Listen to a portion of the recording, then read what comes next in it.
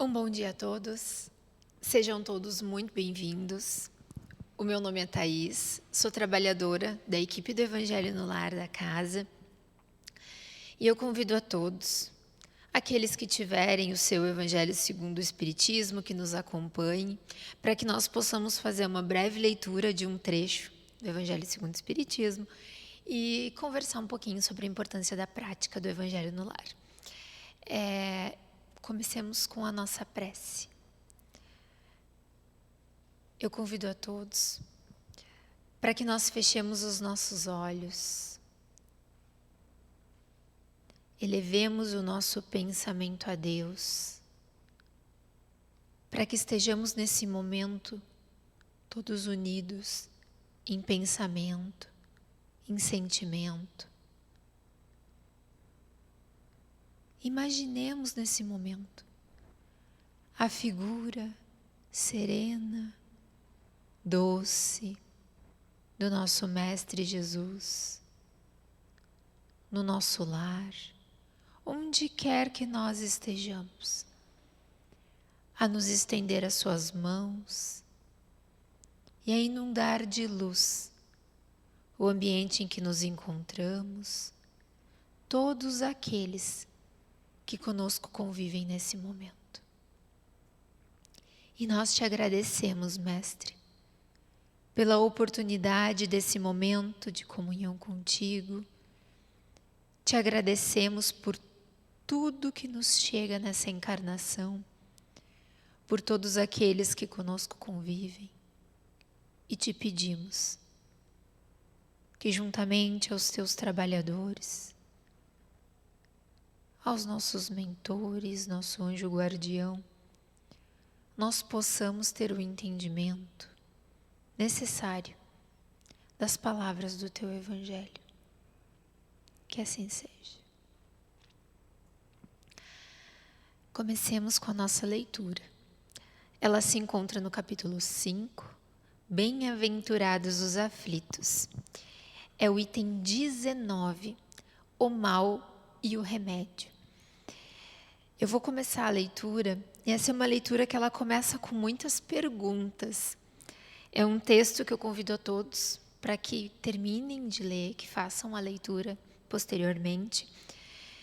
E ele nos fala, esse texto, dentro do capítulo do Bem-aventurados os aflitos, a respeito das nossas aflições, essas aflições que, estando num planeta de provas e expiações, rumo à regeneração, nós precisamos, nós enfrentamos. Então eu vou começar a leitura, que começa assim. Vossa terra é, pois, um lugar de alegria, um paraíso de delícias? Ele nos faz essa pergunta, né? A terra é um lugar onde nós estamos aqui vivendo somente alegrias e delícias? Não, né? Nós sabemos que estamos em um planeta de provas e expiações, no qual André Luiz, os Espíritos nos dizem, né, no Livro dos Espíritos, que isso aqui é um hospital, uma escola, né? Então, um local para realmente nós aprendermos e nos curarmos. A voz do profeta não ressoa mais aos vossos ouvidos? Então, ele está fazendo uma pergunta, né? Ele não apregoou que haveria pranto e ranger de dentes para aqueles que nascessem nesse vale de dores? Vós que viestes aí viver, esperai, pois, lágrimas cruciantes e penas amargas. E mais, as vossas dores estejam agudas e profundas. Olhai ao céu e bendizei o Senhor por terem querido vos experimentar. Então ele nos traz aquele momento, né, em que foi dito que haveria pranto e ranger de dentes, no sentido de que as nossas aflições, elas são necessárias para que nós possamos crescer, né? E ele diz que toda vez que uma aflição chegar, que a gente olhe para o céu e bendiga por estarmos sendo experimentados, né? Que ele nos convida a uma resignação de olhar para as nossas aflições e entender que são experiências para o nosso crescimento. Ó homens, Não reconhecereis, pois, o poder do vosso mestre, senão quando ele estiver curado as chagas do vosso corpo e coroado os vossos dias de beatitude e de alegria? Não reconhecereis, pois, seu amor, senão quando ele vos tiver adornado o vosso corpo com todas as glórias e lhe tiver restituído seu brilho e sua brancura? Imitai aquele que vos foi dado como exemplo. Chegado ao último degrau da abjeção e da miséria, estendido sobre o lixo, disse a Deus: Senhor, conheci todas as alegrias da opulência e me reduzistes à miséria mais profunda. Obrigado, obrigado, meu Deus, por querer bem experimentar o vosso servo. Até quando vossos olhares se deterão nos horizontes marcados da morte? Quando a vossa alma desejará, enfim, se soltar além dos limites do túmulo? Mas se devesseis chorar e sofrer toda uma vida, se seria isso, ao lado da eternidade e da glória reservada, aquele que tiver suportado a prova com fé, amor e resignação? Procurai, pois, consolações aos vossos males no futuro que Deus vos prepara, e a causa deles no passado. E vós que sofreis mais, considerai-vos bem-aventurados da terra. Se a gente olhar para esse texto, ele é um texto que nos convida à reflexão, né? Uma reflexão a olhar o nosso ponto de vista. O nosso ponto de vista, ele está onde, né? Nas aflições que nos chegam, ou no entendimento, que é isso que o Espiritismo nos auxilia tanto, né? Esse entendimento de que somos espíritos imortais, que temos um passado na qual nós não lembramos. Inclusive, nesse mesmo capítulo, né, nós temos as causas anteriores, as causas atuais das nossas aflições, né? Então, o mal e o remédio, né? O mal necessário muitas vezes para o nosso crescimento, esse mal que habita em nós, né? Essa ausência de bem que é necessária para que nós possamos procurar pelo remédio, né? Porque quando é que nós necessitamos de remédio? Quando a doença chega, quando uma dor chega, e aí nós vamos através da cura. Nós sabemos que a doença, por exemplo, pensando nesse exemplo, né, ela nos chega porque algo precisa ser modificado. Seja um comportamento, seja um estilo de vida, seja um hábito nocivo, um pensamento, algo que nos afeta, né? Então, hoje nós sabemos disso, né? Existem causas para as nossas doenças e o Espiritismo nos diz, se ela não está hoje, ela vem anteriormente. Ela pode ser de algo que foi feito anteriormente e nos convida a essa busca do remédio. Esse remédio que ele vem de uma mudança de um ponto de vista, né? Uma mudança onde nós olhamos a nossa vida e entendemos que aquilo é um capítulo de um livro. Que existem capítulos anteriores, mas é um livro que para frente ele está em branco. E que eu posso começar a escrever esse capítulo hoje, né? Como? Me utilizando dos medicamentos certos. Esses medicamentos que são, né, a resignação, o trabalho, a busca por trabalhar o amor, né? E esse amor que pode ser trabalhado de diversas formas. E me veio muito agora a questão da própria caridade, né? A caridade baseada na indulgência com o outro, comigo mesmo, né? A prática do bem com o outro, comigo, conosco, né? Falando, né? O perdão das ofensas, o perdão às minhas questões, o auto-perdão automaticamente, né? O perdão ao outro. Então, esse seria o remédio, né? Porque ele diz ali no final, e ele traz, a gente pensando, né, que a caridade, ela tem como uma precursora e uma irmã como o próprio Evangelho segundo o Espiritismo nos traz, a fé, né? Ele traz a fé como um remédio, a fé na vida futura, a fé na eternidade da alma, a fé de que tudo está no seu lugar, de que tudo que nos chega é para o nosso crescimento, né? E ele diz aqui, mais ao final, né? Para nós crermos no Cristo. E Cristo nos disse que com a fé transportam-se montanhas, as montanhas, né, os obstáculos da nossa vida. E eu vos digo que aquele que sofre e tiver a fé por sustentáculo será colocado sob sua égide e não sofrerá mais. Os momentos das mais fortes dores serão para ele as primeiras notas de alegria da eternidade. Esse é um entendimento e é um sentimento de confiança, né, no Pai, que faz com que as aflições elas sejam suportadas com resignação, com coragem, com paciência, coisas que nós podemos pedir na nossa prece, né? E trazendo para a prática do Evangelho no Lar,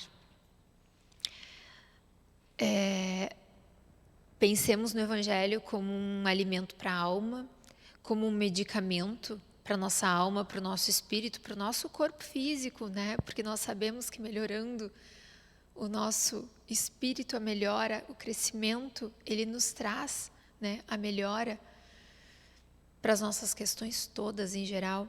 Então, pensando no Evangelho no Lar como um medicamento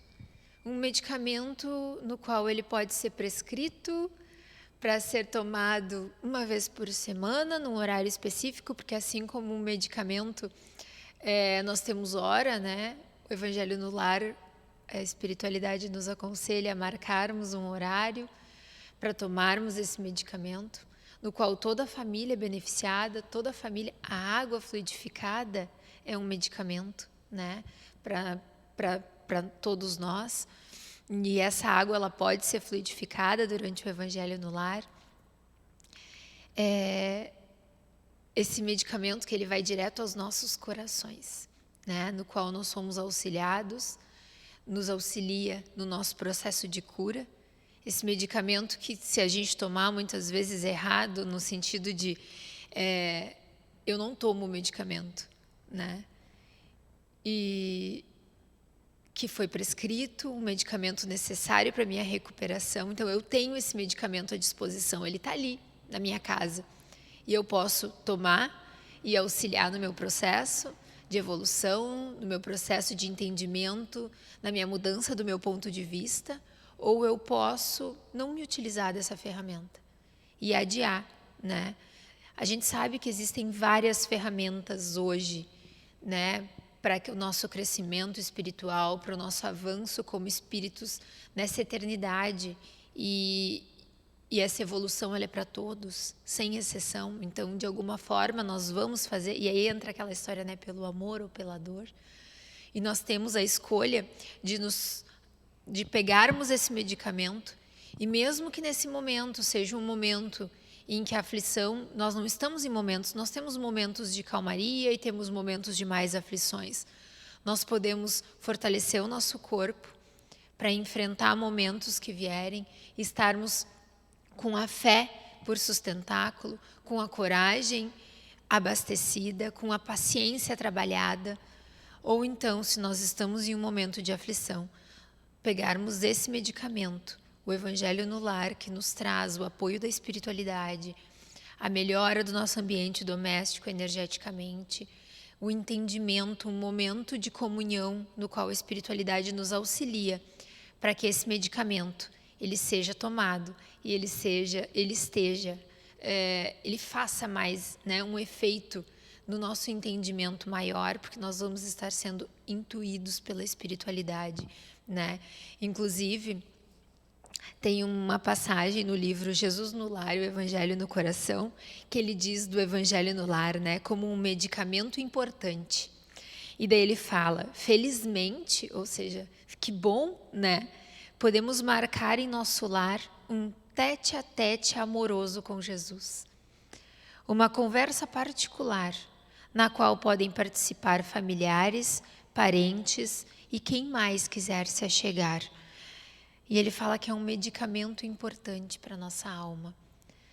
Como espíritos imperfeitos, a caminho da felicidade, a caminho do reino de Deus nos nossos corações, nós ainda precisamos muito, né, da constância da utilização desse medicamento, que é para a cura das nossas dores, né, dos nossos vícios e de tudo aquilo que nós sabemos que precisamos nos melhorar ou que nem sabemos ainda, né, para que nós tomemos consciência das curas que precisamos fazer.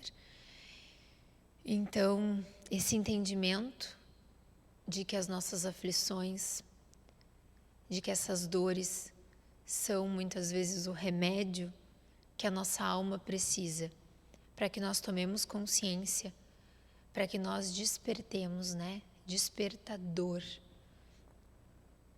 para nosso crescimento, para essa mudança de um ponto de vista, para que nós possamos mudar, crescer, evoluir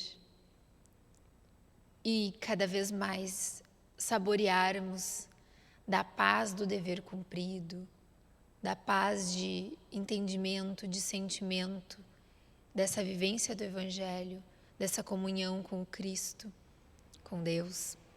Então eu convido a todos para que nós fechemos os nossos olhos em agradecimento. E nós te agradecemos, Mestre, pelo teu Evangelho. Te agradecemos a toda a espiritualidade que nos ampara e que nós sabemos que está sempre à disposição. Te agradecemos a esse remédio, a esse medicamento que nos deixaste, que é o teu Evangelho.